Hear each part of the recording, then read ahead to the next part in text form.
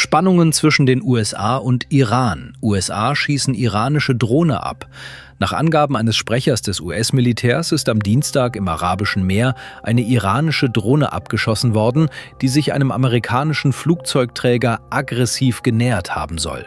Der Sprecher des Zentralkommandos der US-Streitkräfte, Hauptmann Tim Hawkins, erklärte, ein Tarnkappen-Kampfflugzeug vom Typ F-35C, das vom Kriegsschiff USS Abraham Lincoln gestartet sei, habe die Drohne im Rahmen der Selbstverteidigung abgeschossen, um den Flugzeugträger und dessen Besatzung zu schützen. Hawkins zufolge befand sich das Schiff zum Zeitpunkt der Annäherung der Drohne rund 500 Meilen von der iranischen Küste entfernt. Die Absicht des unbemannten Fluggeräts sei unklar gewesen.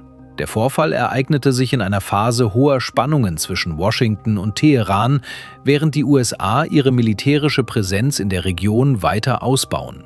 US-Präsident Donald Trump hatte zuvor mit militärischen Maßnahmen gedroht, falls Iran kein Abkommen zur Begrenzung seines Atomprogramms aushandelt. Zuvor hatte Trump auch die Möglichkeit einer Intervention während der gewaltsamen Niederschlagung regierungskritischer Proteste in Teheran ins Spiel gebracht.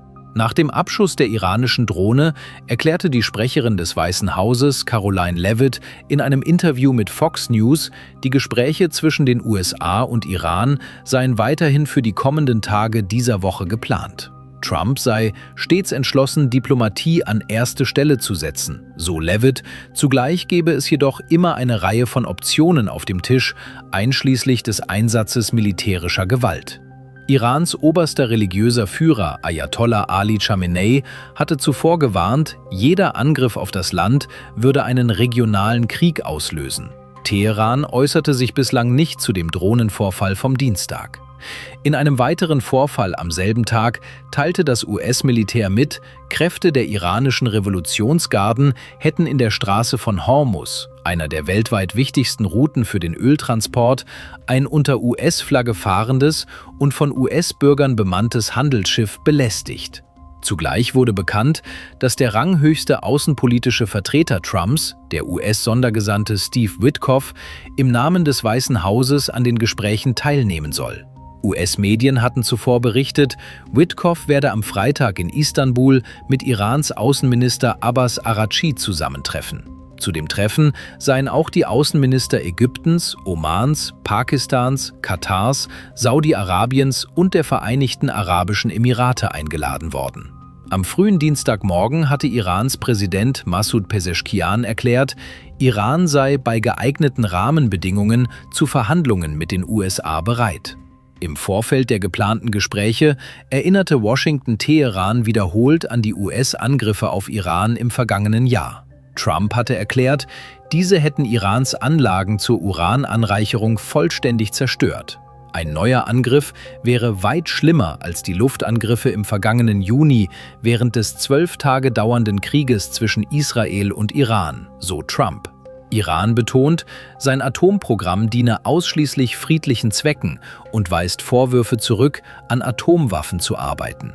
Trump sagte vergangene Woche im Weißen Haus, iranische Vertreter wollten ein Abkommen schließen. Voraussetzung sei jedoch die Zusage, keine Atomwaffen zu besitzen, sowie ein Ende der Tötung von Demonstranten.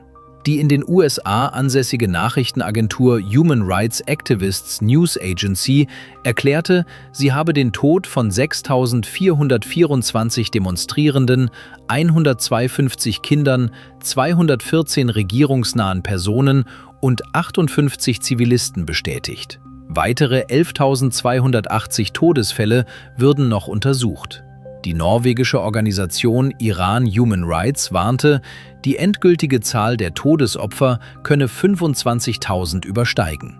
Iranische Behörden räumten mindestens 3.117 Tote ein, erklärten jedoch, bei den meisten Opfern handele es sich um Angehörige der Sicherheitskräfte oder um Zivilisten, die von Aufständischen getötet worden seien.